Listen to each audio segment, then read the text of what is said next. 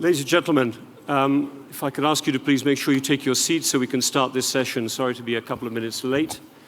In case I forget to say it at the end of the session, could I please ask you to remain in your seats at the end of this session, because there is a special short session on Cyprus that will immediately follow this session on the future of Europe.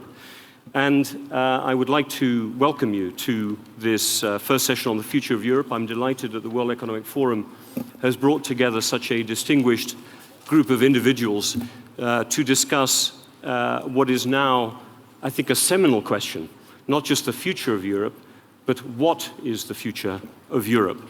And I think the reality today, as many of us would recognize, is that the EU has become a microcosm of many of the world's most pressing problems, whether it be the threat of terrorism, whether it be an unstable neighborhood driven by the dangers of geopolitics as well as failing states and lack of good governance, whether it's dramatic flows of migrants and refugees, slow growth, high debt, the rise of populist parties, and I suppose I need to say it here as the Brit, the possible threat of a Brexit, of an exit of the UK from the EU, a difficult and very specific distraction.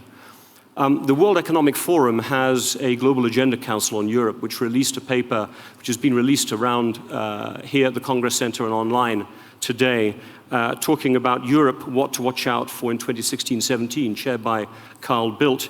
And if I could just quote for our panel here the opening sentence, it says that the EU seems to be moving from one emergency to the next. Europe's leaders are in crisis-fighting mode, reactive, improvising, often uncoordinated, but, and it would say this, ultimately partially successful, or modestly successful. And I think on the positive side, we must recognize that much of the EU economy has stabilized, jobs have been created, in fact, at a faster rate than the United States. And EU governments are finally moving to deal with the refugee crisis. But I think one of the themes I want us to be able to explore here today on this panel is the loss of trust. There's been a loss of trust after the Eurozone crisis between governments, between peoples, within EU countries, between voters and parties, which makes it all the more difficult to handle these problems. Let me turn, therefore, to what is a distinguished panel we have with us here. I will be starting with the Prime Minister of France, Manuel Valls, and then turning to Prime Minister Rutte, who is, as Prime Minister of the Netherlands, holding the presidency of the European Council at this time. We have the Prime Minister of Greece, Alexis Tsipras, the Finance Minister of Germany, Dr. Schäuble, and Emma Marcegaglia, the Chairman of the Board of Eni, the Italian energy company. Let me start, if I may, Manuel Valls, with possibly one of the biggest challenges to Europe right now, which is actually one of security. We are in a tragic period following the terrorist attacks on November 13th in Paris. One of the worst attacks, not only in France, but in Europe, from terrorists. Do you believe that this is going to drive Europe apart, or can it drive the European Union closer together? Are there responses that are being taken, that can be taken, in your opinion, within the EU, that will help ensure that this crisis is not something that splits Europe, but helps it come together? Your thoughts on that first point? No. Terrorism must bring Europe closer together, and I'm convinced of this because it concerns all of us. It's not just Paris that was struck. In the past, terrorist attacks have taken place in Denmark, Belgium, and I don't forget, of course, what happened in London and Madrid about 10 years ago. So we are at war against terrorism. I believe we are at war, a world war, a global war, and we, as Europeans, must be able to face up to this.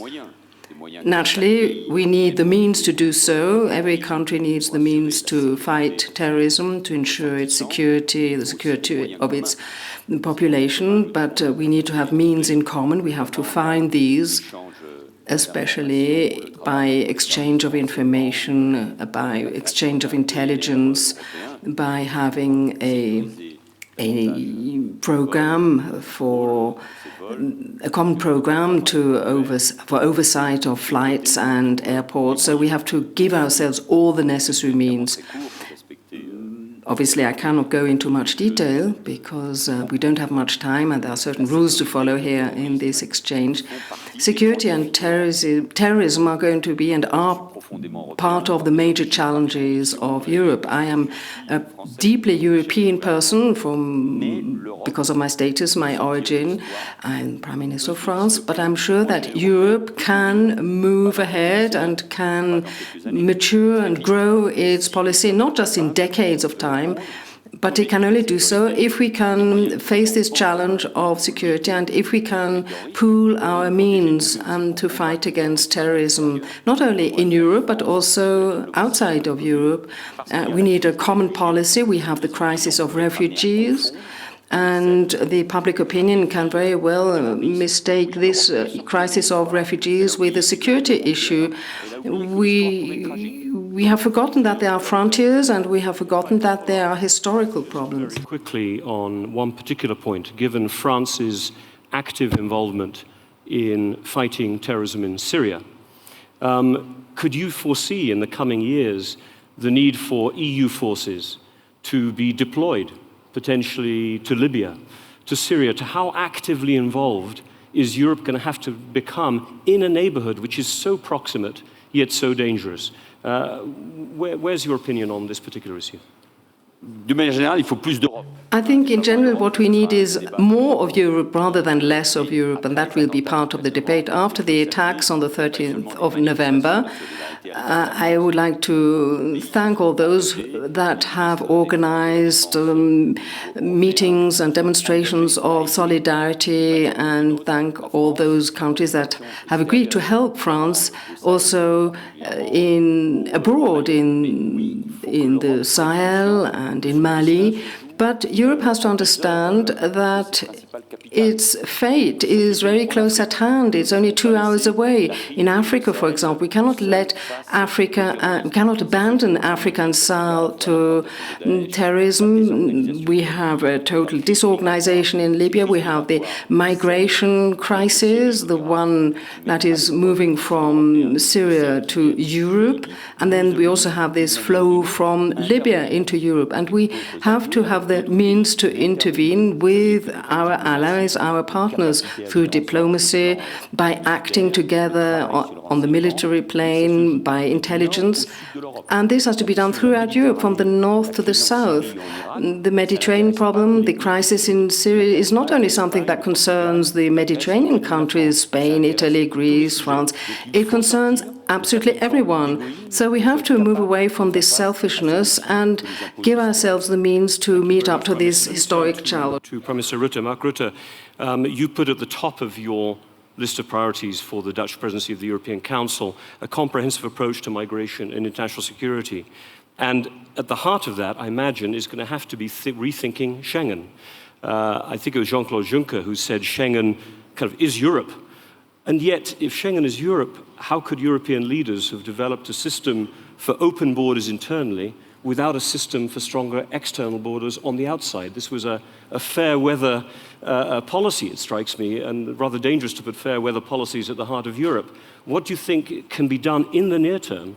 Donald Tusk has talked about 2 months to get things organized. What can be done in the near term to manage another year? Well, first of all, I am in complete agreement with Donald Tusk that we need to get a grip on this issue in the next 6 to 8 weeks. And the reason is that when spring comes and the numbers of refugees coming out of Turkey and Lebanon and other countries through Greece into the rest of the European Union, through the West Balkans, we see today that in the first 3 weeks of this year, there were 35,000 people crossing the sea from Turkey into Greece. Last year, it was only 1,600 in the full month of January.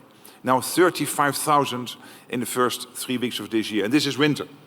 So when spring comes and the numbers will quadruple, it will go up considerably, we cannot, as a European Union, at least for the Netherlands, for Germany, for other countries, we cannot cope with the numbers any longer. So we have to get a grip on this. So this is the immediate agenda for the next 6 to 8 weeks. This has to do with making a success of the EU-Turkish agreement, making a success of building the hotspots and the reception facilities in Greece and in Italy, making a success of the relocation system within the European Union. Your question is about Schengen. I mean, Schengen is crucial. A lot of our wealth, of our economic potential has to do with the fact that we have open borders. But we do also have a system called Dublin. The Dublin system has to do with how we deal with the influx of migrants into the European Union. And that Dublin system at the moment is not working. So before we kill Schengen, we first have to make Dublin work and to reform the Dublin system. That is what we have to do. And nobody wants to get rid of Schengen. Nobody wants to do that. But you are totally right. If Schengen is only a fair weather system, then it cannot continue. But it is not. I do believe we can save Schengen as long as we get a grip in the next 6 to 8 weeks. And then we have to implement all the Commission proposals on collectively controlling the outside borders, Frontex, voluntary resettlement schemes and all that. All these proposals are on the table. But that is for the month after. First, now we have to fight the immediate crisis. Again, an immediate crisis, I'm sorry. This is the European Union. We have to fight this immediate crisis of these huge numbers of refugees flowing into Western Europe.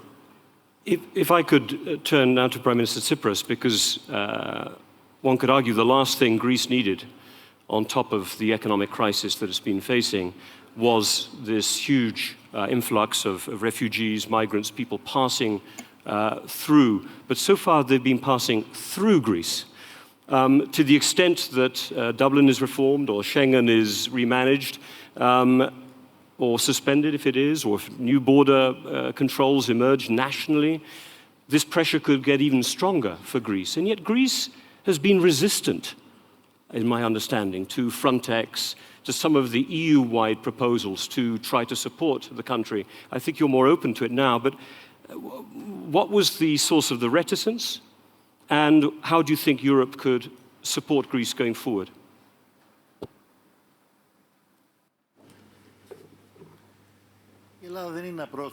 Greece is not reticent, nor is it reluctant, but we have to realize what the true problem that Greece is faced with and the EU is faced with. Well, Europe is faced with a triple crisis. It's faced with an economic crisis. We haven't escaped that yet, and the impact of the economic crisis is major. The repercussions of this crisis are leading to the creation of inequalities. As a result thereof, there are political risks. There may be a rise of populism and extreme right-wing parties in Europe, and this will tear Europe. There's the refugee crisis, and there's also an instability crisis. Coupled with the terrorist attacks, these all create new sources of risk and instability. Unfortunately, my country, Greece, has found itself at the heart of two of those three simultaneous crises that are taking place in Europe.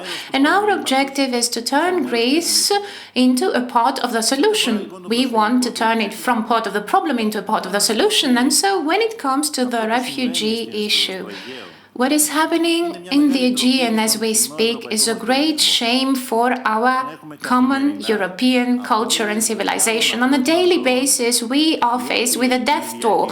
People are losing their lives in the seas of the Aegean because the traffickers are working there unimpeded. And it's inconceivable for countries, two countries such as Greece and Turkey, two countries that in the previous years invested dozens of millions of euros in military equipment and armaments, two countries that have huge army systems in order for them to check upon one another, in order to have dogfights over the Aegean. It's a shame to have that and to be unable to check what's going on in our seas. And I have to tell you that now we are faced not just with proposals for, you see, yes, we are looking forward to working with Europe, but the problem is that Europe has to decide upon the strategy it's going to opt for with a view to solving this problem.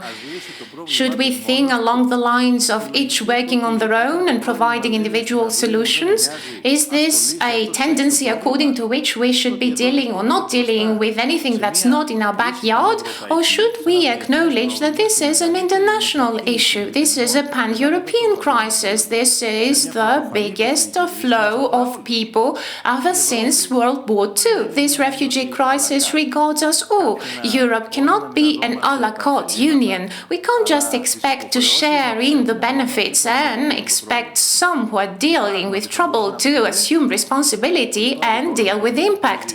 And of course, someone could just suggest now that the transit countries are faced with an issue and the destination countries are faced with a problem. Greece is at the heart of the problem, and Germany and the Netherlands are also at the heart of the problem. But if we want to have a Europe of solidarity where the burdens and responsibilities will be shared amongst all of us, then we have to agree that we need to work together.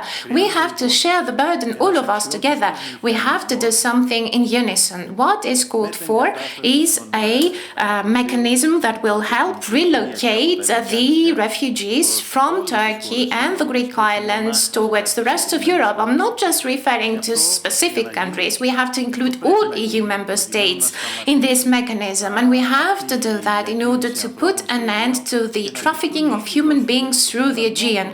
And we have to do that to show the refugees and convince them that eventually they will be dealing with a legitimate mechanism, and there's hope for them. And there's also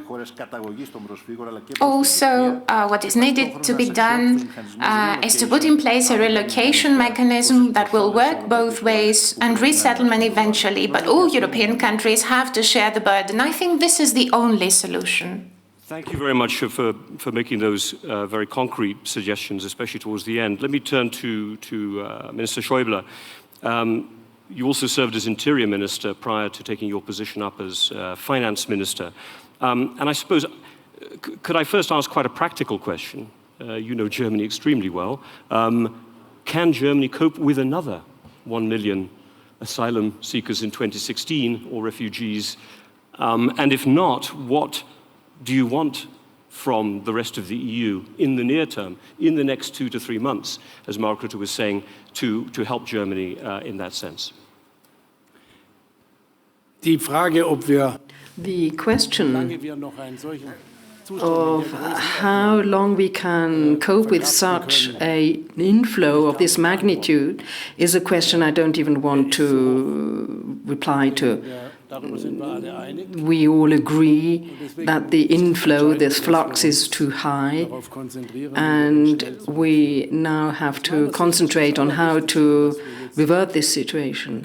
I think that what is most important is for us to invest billions into those regions from which the refugees come, to reduce the pressure on the external frontiers of Europe, to make sure that Europe does not become into a fortress. As Mr. Tsipras said, it's a disgrace for Europe if it were to become a fortress. So the pressure that is exerted on these external frontiers has to be reduced, and that will cost Europeans much more than we thought.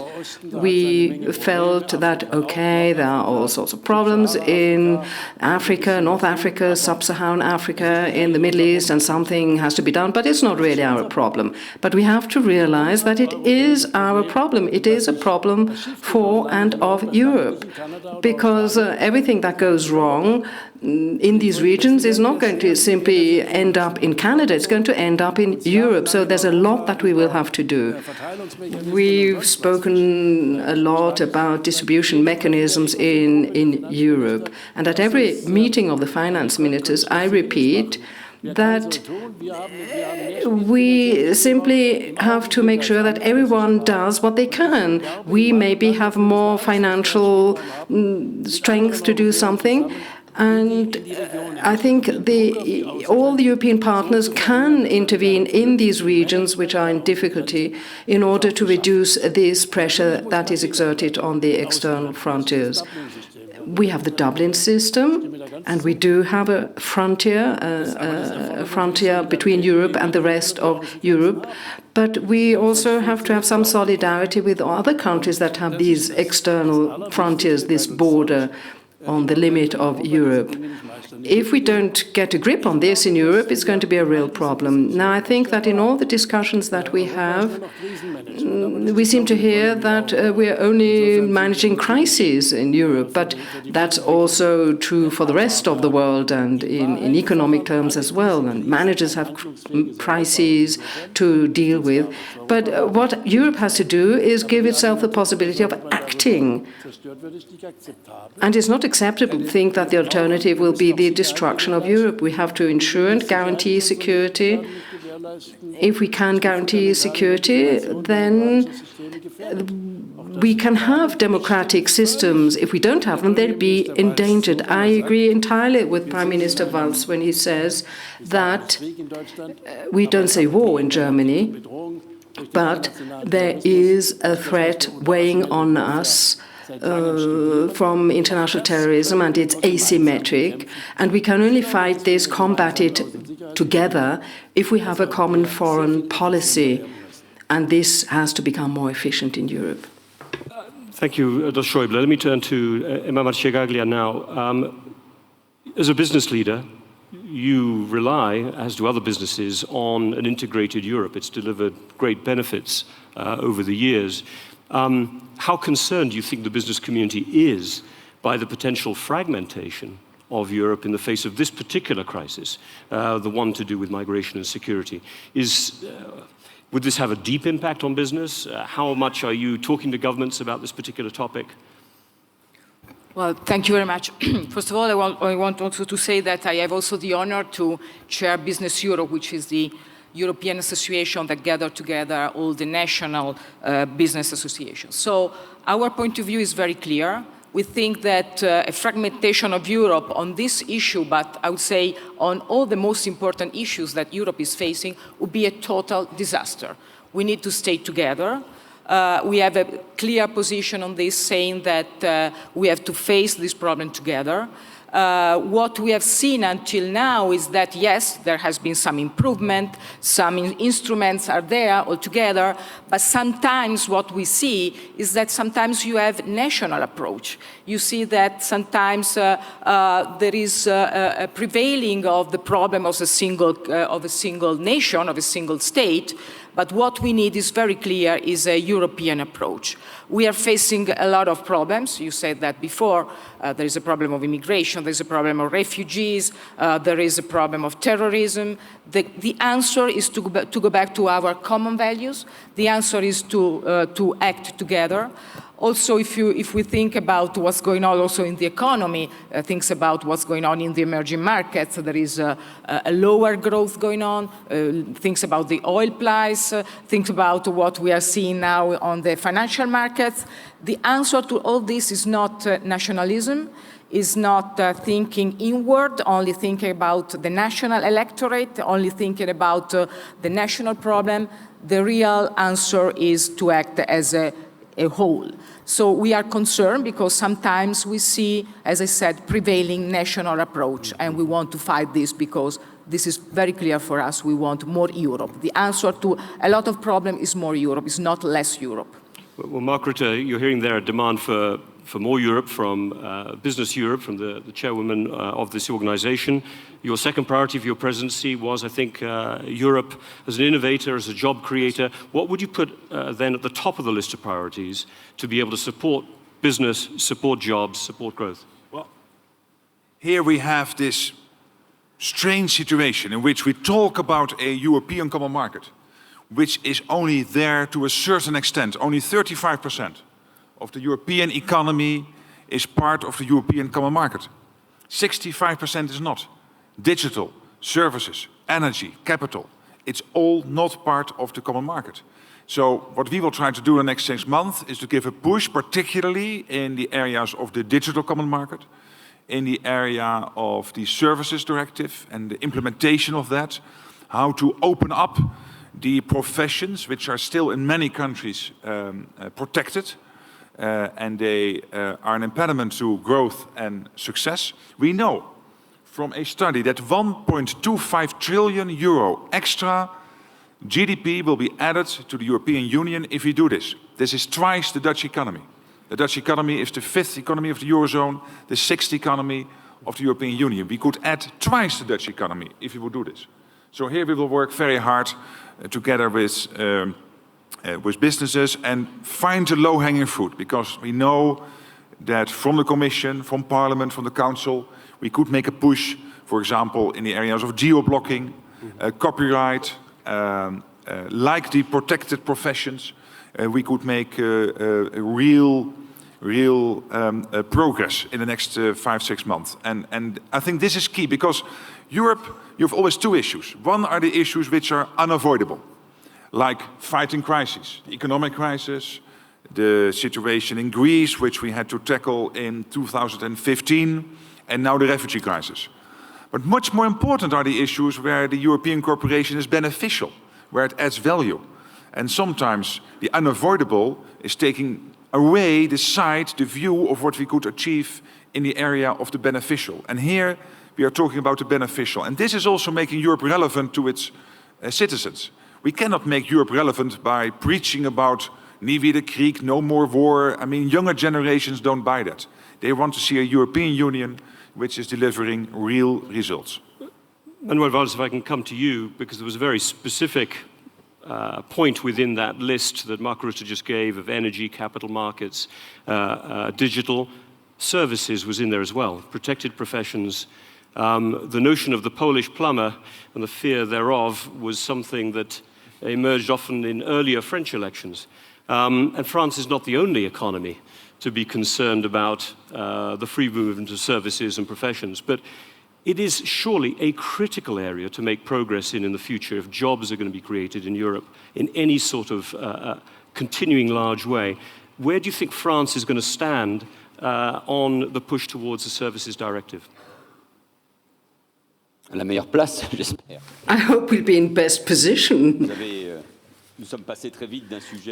We've jumped very quickly from one subject to the next, the historic movement in which we find ourselves, and which is the current experience, because basically Europe may not have been conceived in order to face up to such powerful crises as that of the refugees or the terrorist menace.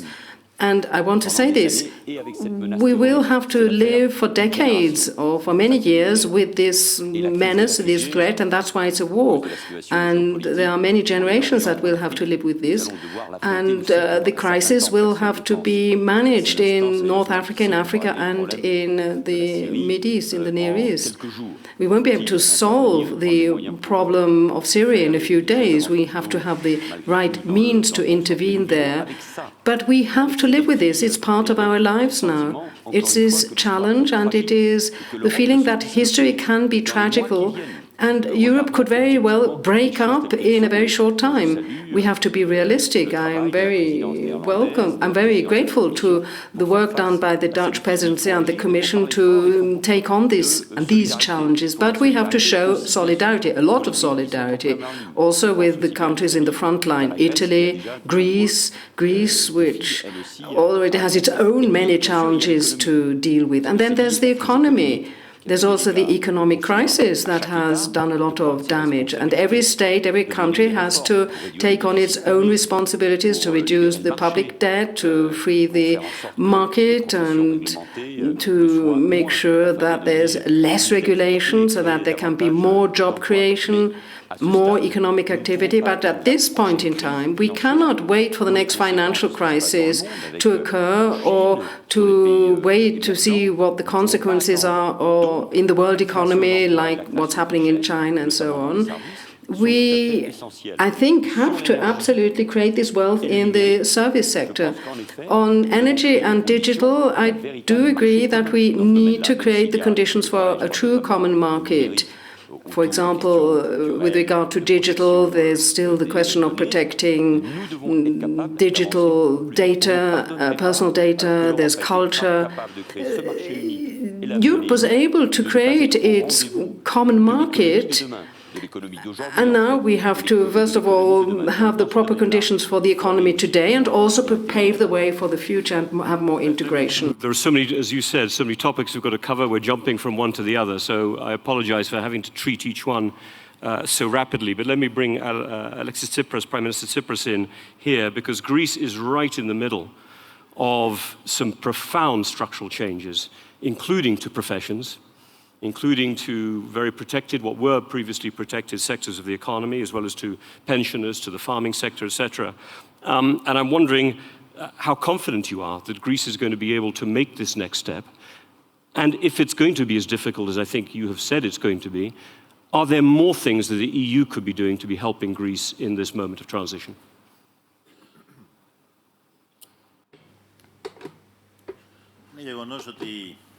It is a fact that in recent years, Greece has made huge efforts with a view to its proceeding with an unprecedented fiscal consolidation. And this was unfortunately unilateral, one-sided for some groups of citizens, some groups of working people and pensioners. As a result thereof, we lost about 25% of our GDP. So instead of growth, we had lack of growth, and at the same point in time, unemployment rates skyrocketed from 7% in 2008, when the unemployment rate in Greece was the same as in Germany. Now the unemployment rate is 25%, and in Germany it's 4.5% instead.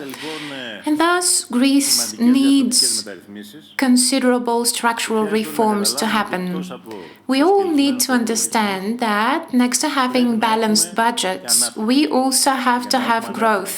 And in order to have growth, we need European investment and private investments. We need structural reforms to make sure that we put in place the necessary framework with a view to combating bureaucracy, corruption, with a view to modernizing the public administration. We also need incentives with a view to having private investment schemes happen. And we also need important steps to be made in order for the state to rebuild itself. But amongst anything, or rather on top of anything, we need stability. Stability for the sake of the people, to make sure that we put an end to this uncertainty that prevails. And you see, for Europe to be able to make progress, it has to have an integrated growth agenda. And Europe has to help undo or diminish inequalities between the countries in the south and the north of Europe. When you try to get a loan, a business loan in Greece, the interest rate is 7% in Greece, and it's 1% up north. So we have to put in place rules, fiscal and other rules. We need to deal with high unemployment. It's impossible to have at the very heart of the Eurozone, at the very heart of Europe, countries that have huge unemployment rates. We have to make more steps ahead. We need more Europe. We have to be more realistic. We have to be more show more solidarity too. Thank you. Mr. Schäuble, how do we make this transition? You were famously caught in the eye of the storm back in June, July, August of last year, at the height of the Greek Eurozone crisis. And it is striking that there are such different performances between different parts of the Eurozone. And I'm wondering what ways can solidarity, which is a phrase that's cropped up a lot in the context of the refugee issue, and you used the term yourself, how does solidarity manifest itself within the context of the kind of challenges faced by Greece and a number of other countries that are struggling in particular to emerge from the Eurozone crisis? What is solidarity to you as the finance minister of Germany in the context of what Greece is going through?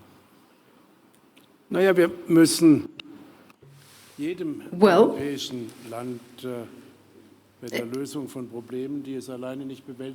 we have to help every European country that doesn't manage to solve its own problems, and to do this by solidarity, and that's what we've done in the case of the Eurozone crisis, and we'll continue to do so. Of course, the problems have to be analyzed very carefully, what their genesis is.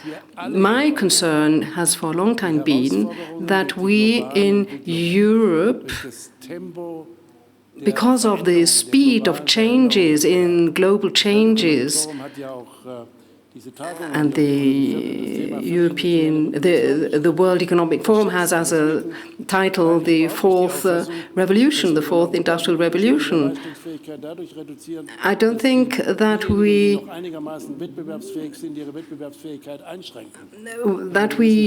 have to help the European states to become as competitive as possible and not reduce their competitivity. And of course, this is not easy to manage. I can only speak about my own country. I don't like to talk about the problems of other countries unless I'm forced to do so. We are currently in a relatively good situation, but it's only very passing. The Central European Bank has adopted a policy which I'm not criticizing, and we have contracts and treaties for the economic and financial policies, but they are not being respected, but they have to be respected for as long as we don't have the institutions for them. Because of the low rate of exchange for Germany with the euro, we are in a different situation than in Greece, where it is too high. I cannot change certain things, so we have a certain problem. We underestimate our problems. We have a critical demography. We have a rate of social contributions that weighs on households that is at the limit of what is bearable. And I think that in Europe, solidarity has to be that we all do what we can to make Europe stronger. But it starts with agreements being respected, agreements which were elaborated with great difficulty. Now, in connection with the banking sector, just remember how we found it difficult to create the Single Resolution Fund and the directive for the banks, and the banking crisis that didn't start with the Lehman Brothers in Europe. Did we say never would the taxpayer have to assume the crisis and the difficulties of banks? It's banks that should do this. And now bail-in is happening because we didn't prepare ourselves for it and has created a lot of instability. So my advice is, if we want to make Europe stronger, then we should implement what we agreed to implement. And we can simply say, implementation stupid. Change, you said there's certain things we can't change. If I may ask you one quite specific question. I've always been struck that Germany has been one of the countries most insistent in having the IMF be part of the Greek answer, and the Netherlands. And the Netherlands. Will you enjoy the question as well then? The Netherlands and Germany have been most insistent on having the IMF inside the package of loans to Greece, and yet the IMF is saying we will only continue, or we'll only disburse the next tranche if there are steps taken to restructure the debt. 187, 185%, is that a form of solidarity, or is that something that you could change, or that Eurozone members could tackle? Let me go first. That's exactly the problem. The participation of the IMF and the former finance minister of France, who is here today, and the German finance minister, who is sitting up here, were not that much in favor of having the IMF being part of all that, but the German chancellor was in favor of it, and she was right in the end. Well, it's always like that. The heads of government are always right, and the finance ministers are never right, or hardly ever. But the European institutions simply did not have the strength to enforce what had been agreed. Now, the parliaments have decided that the IMF has to be a participant in these deals. Now, if this has to be changed, then I'd have to go to the German parliament and ask them to bless that again. And everyone in Germany would ask me whether I'd be gone crazy, because I'd be going into a room filled with dynamite with a lit candle. But this is everything that has been clarified in many debates and discussions. I want to make sure that we have time to get to the audience and our other participants for questions. I want to bring in Marcegaglia first. I'm sure Mr. Tsipras will want to come back as well. Let me let Marcegaglia come in first. We'll take a couple of quick points on this, but try and keep them short. But Emma Marcegaglia, you may want to comment on this. I also wanted you to say something perhaps about energy. I want to say something about what we expect, what we need to do for, enhancing growth, because this is, in my opinion, the point. So I agree on the fact that we need more Europe, as we said, so energy union, digital union. On energy union, we have been talking a lot since a very long time about this. We need it because, as we know, we are importing 50% of oil and gas. We began 63. The price is very high. So if we have the real, energy union, this will help, and will have also competitiveness. Digital is very important. We are facing the fourth revolution. There is a huge opportunity, but if we lose this opportunity, we risk to lose 10% of our manufacturing system. So we really need to work on this, and we need to do it in a very fast way. And I would like also to underline that, in our opinion, national government in Europe and also the Commission should focus more on competitiveness. Sometimes we lose this point because if you look at, for example, the foreign direct investment, we used to attract 40% of the flows in Europe. 10 years ago, now we are 17. We are lacking behind on research and investment. We need less regulation and we need more innovation. Let me just say a joke, because in my opinion it's important. If there is an innovation, an American will say, why? Let's make a success out of it. A Chinese will say, sorry to say that, let's copy it. And a European will say, let's regulate it. So I think we have to change this kind of attitude, because if we don't do this, we are facing, we know this very well, a very big discontinuity. We are facing an unprecedented changes in also the way to make manufacturing, to manage companies. So we have to change the way we look at the competitiveness, to look to regulation, to tax and levies. In my opinion, this is a key point. And we'd like to see the Commission and the national government to focus more on this point. Thank you. Look, I know that the Prime Minister Tsipras will want to come back, and maybe Mr. Rutte will want to amplify. I'm going to give you all a chance to come back and say things. But as we've got distinguished guests and participants at the WEF here, let's see if we can take a couple of questions. I'm going to try and see them because it's quite hard with the light here. But please do stand up, say who you are. We'll take maybe 3 or 4, and then give an opportunity here to our panelists to come back. So I can see one right in the middle. And I can see one there towards the back. So gentlemen in the middle, keep your hand up, please. Oh, yes. In fact, I know who it is. So hopefully this will save me having to ask a question later on, I'm hoping, if you do get the microphone to that person there. OK, it's coming the other way, please, the other way. There you go. And then one at the back over there, please. Thank you. Roland Wright. How important is it for Europe that Britain remains in? And could I just humbly suggest to you that if you want Britain to stay in, it could be really helpful if you could tell our voters that Britain has influence and has value in the European Union. Okay, so just hold that thought for 1 minute, because if we start answering each of the questions, we won't get any more in. Yeah, please, gentleman there. Davide Serra from Algebris Investments. At a time where we have 400-500 million markets, and we're looking at refugees of the order of 1 to 2 million, wouldn't it be smart to relax the Stability Pact in Europe and allow those countries that are investing in protecting the border and welcoming refugees in creating like what the Marshall Plan was done after the Second World War? Let's create 1-2 million homes across Europe to give these guys jobs, to make our country safer. Wouldn't be this a smart way of helping the economy? And that's a question for Mr. Schäuble. For Mr. Schäuble? Okay. That's a very targeted one. I'm going to take one more right at the back. There's a gentleman right at the back. Everyone's been quite shy this morning, actually. There we go. Right at the back, please. Good. Yeah, if you keep your hand up so then they can see where you are. Yeah.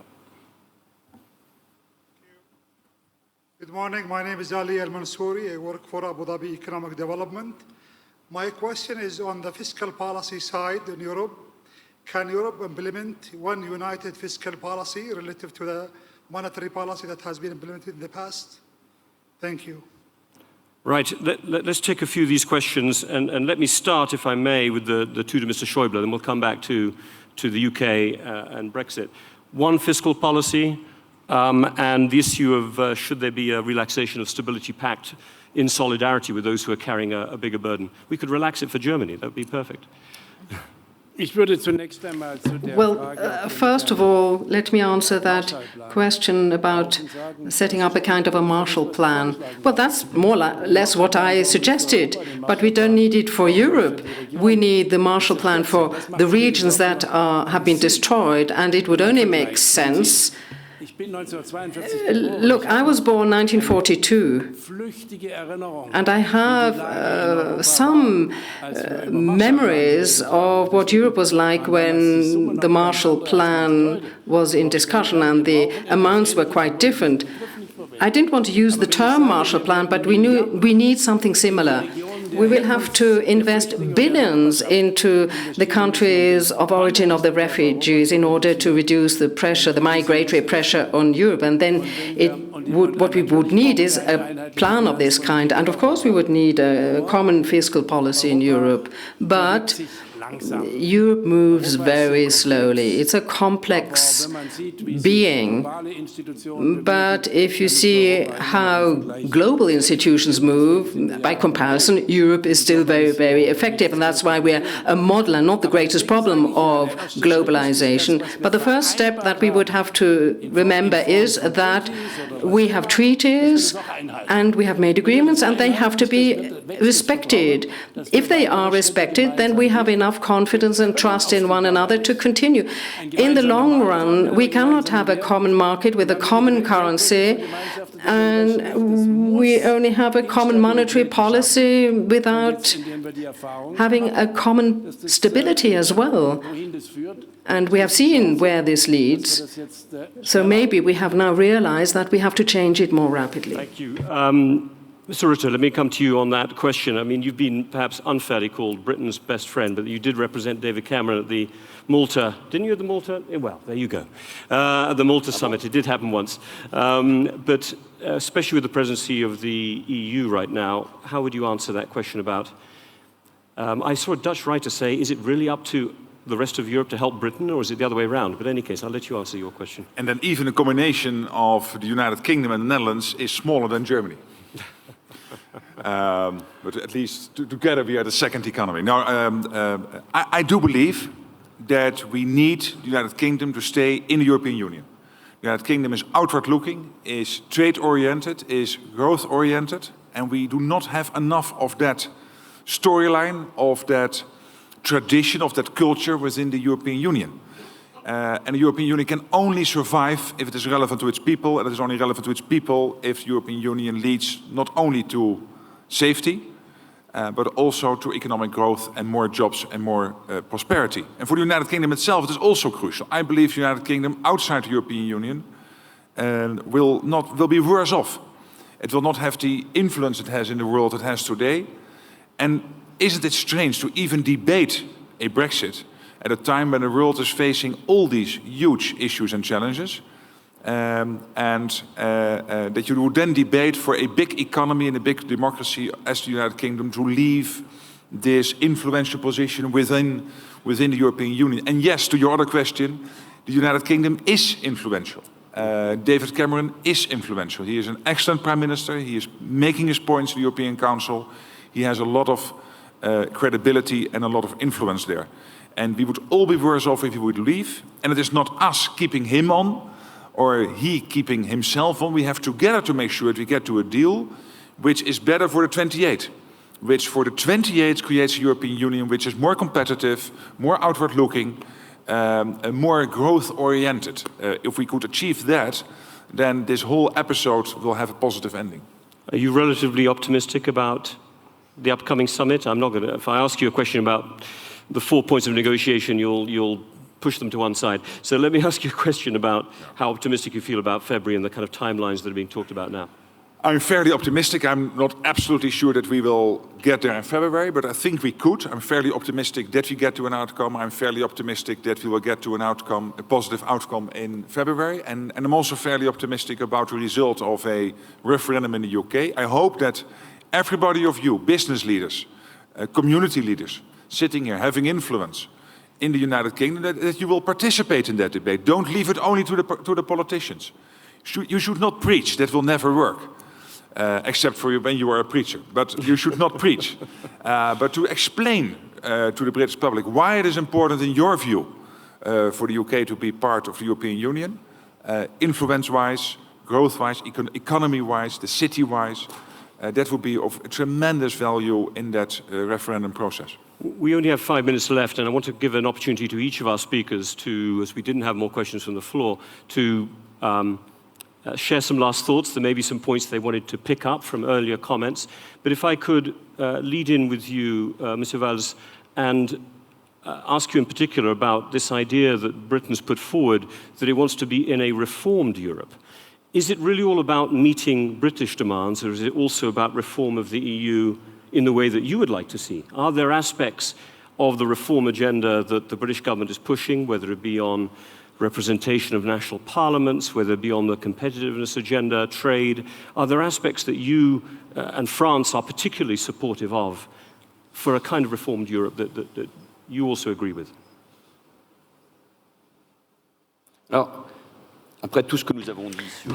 After having said so much about the challenges and the crises, and just as I said, it would be a historic, mortal error for Europe to have let Greece leave the Eurozone. In the current situation, to see the UK leave Europe would be a tragedy. A tragedy, and I'm saying this as a Frenchman. There are relationships between our countries and Britain. These are historic relations, and we have to do everything that we can that will make Britain stay, and the British people in the European Union, not at just any conditions. That would be senseless. There are certain demands or requests from Britain that are acceptable. Have a Europe that is more simple, that works better, that is more effective. So anything that we can agree with would not only be good for Great Britain, for the UK, but also for the whole of Europe. So we have to find a compromise, and everyone can contribute to that. I hope that the summit in February will at least help us to make decisive steps forward. But at the same time, we may not forget that there are things that have not worked well up until now. In a general way, we often forget, too often, that Europe is the first economic power. It has 3 billion GNP. It is a large economic and financial area, and there are things that can be strengthened here. We could have a more favorable policy for job creation, and what Mr. Schäuble said with regard to the economic strategy of the European Union. We can go further there, and that is what our British friends have to hear and understand. We want to strengthen the financial power of the real economy, that digital and ecological issues are in the public and private economy. We have to have more convergence in the Eurozone before we can have more convergence between the Eurozone countries and the others. We have to also have more fiscal convergence. Since the question was put by someone about fiscal policy, Mr. Schäuble perfectly well knows how this works in Europe and in the European Union. We are a federation of nation-states. There are interests in every state, and the German parliament has a very important, essential role to play. And all of this cannot move too fast. We cannot overturn the apple cart. We have to make sure that every state can move at its pace as well. But there is a sense of urgency, and our British friends have to understand that we will move ahead hand in hand through dialogue. We have to bear in mind that history is now at a moment of convergence. All the parameters that you mentioned at the beginning, such as the dangers, the threats, terrorism, the refugee crisis, the migratory crisis, Ukraine, separatism, the risk of separatism, the rise of populism, nothing could be worse than to see a country, a member state leave, because it would be a signal to others and would simply pave the way for more populism. So we have a collective responsibility at this historic moment. All of us, all these member states, we need more Europe, and Europe should be more audacious, should take more initiative. If we don't, then this whole wonderful undertaking of peace and friendship will founder, and that will be a great shame. So it's not just a question of negotiation. We also have to realize that this is a historic moment. So last comment. We are already on time, so if you could keep it short, what would be your final thought about what you'd like to see Europe achieving over this coming year? Yes, I will respond to that, but please allow me to make a brief comment because I've been meaning to make that previously. I'm not in favor of trying to bring a candle, a lit candle, in a room full of dynamite. But then again, due to that reason, I don't think that we have to keep ourselves in the dark. The best possible solution is to make sure that you get rid of the dynamite that's in the room and then lit the candle. Now, when it comes to the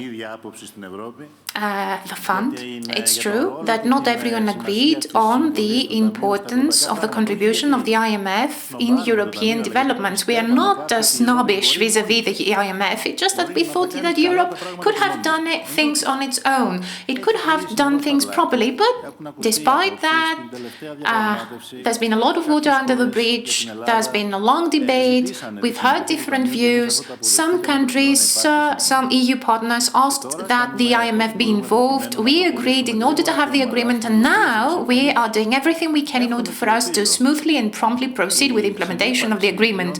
I'm hopeful and I wish that the coexistence of three different institutions will prove positive. I know there's disagreements between and amongst themselves on occasion. There's a different perception in the way they understand European things, and hopefully such disagreements will not allow for further delays. Let me also refer to competitiveness. I've been listening to what is being said very carefully, but next to wishing us to become more competitive, i.e. become more competitive than our neighbors, we also have to talk about productivity.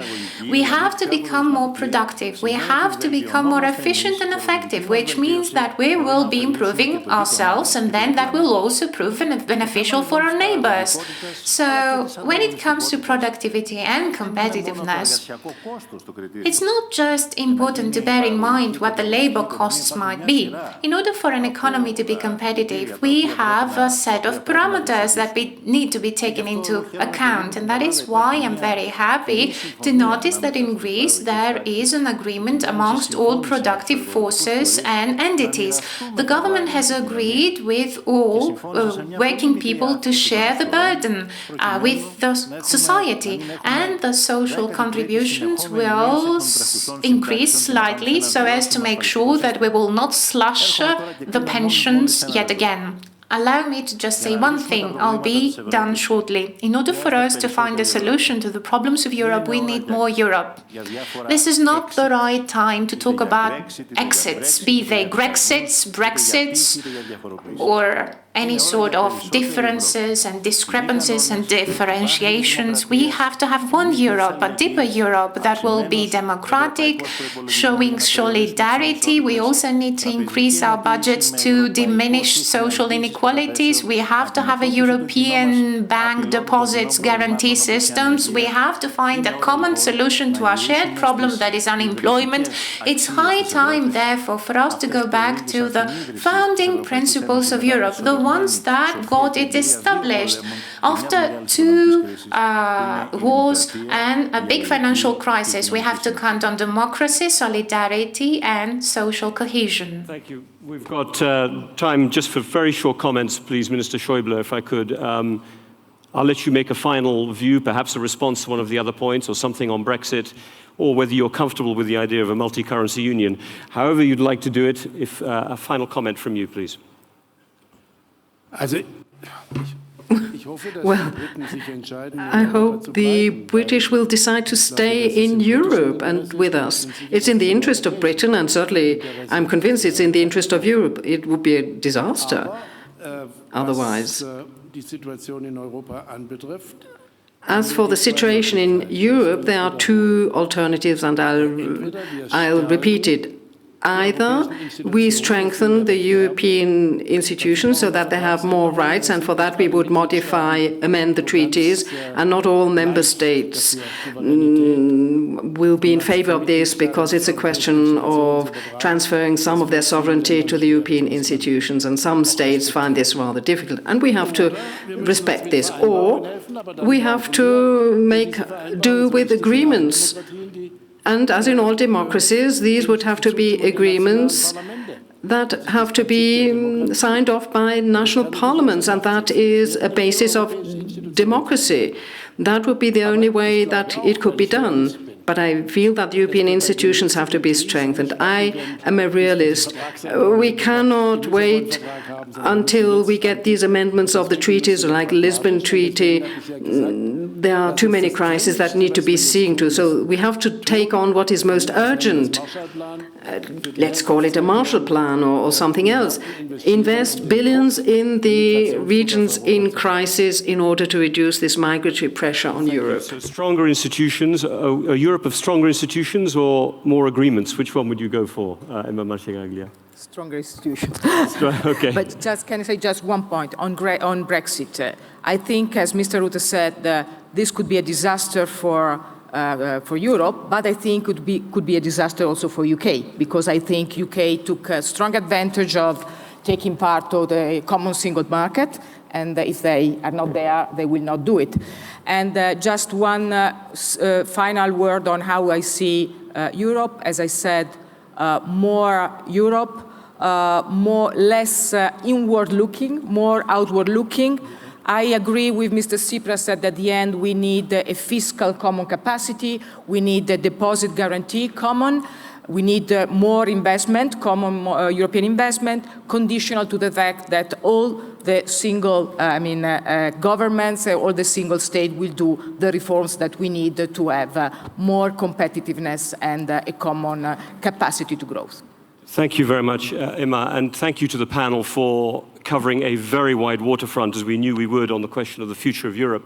Could I ask you please to stay in your seats, because we're going to move straight now to a very important, I would say, discussion on Cyprus, something that we could have perhaps discussed here but did not have time to. Could you please show your appreciation to the participants on this panel? Thank you.